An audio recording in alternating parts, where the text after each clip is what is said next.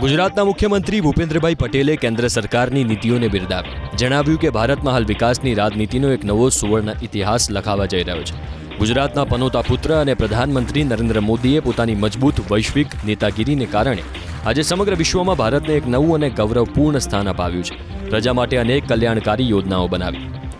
તો નાયબ મુખ્યમંત્રી હર્ષ સંઘવીએ પ્રધાનમંત્રી નરેન્દ્ર મોદીના નેતૃત્વ અને કાર્યકાળને બિરદાવતા નિવેદન આપ્યું કે દેશના રાજકીય ઇતિહાસમાં આજે એક નવો ઐતિહાસિક રેકોર્ડ સ્થાપિત થયો છે, જે માત્ર પ્રધાનમંત્રીનો જ નહીં પણ સમગ્ર દેશના નાગરિકોનું ગર્વ છે. તેમના શાસનના 12 વર્ષ દેશના દરેક નાગરિક માટે વરદાન સાબિત થયા છે. ગુજરાતના મુખ્યમંત્રી ભૂપેન્દ્રભાઈ પટેલે કેન્દ્ર સરકારની નીતિઓને બિરદાવી. જણાવ્યું કે ભારતમાં હાલ વિકાસની રાજનીતિનો એક નવો સુવર્ણ ઇતિહાસ લખાવા જઈ રહ્યો છે.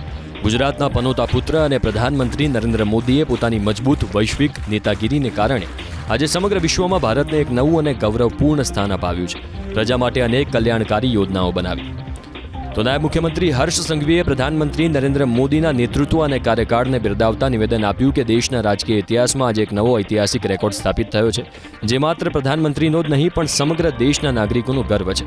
તેમના શાસનના 12 વર્ષ દેશના દરેક નાગરિક માટે વરદાન સાબિત થયા છે.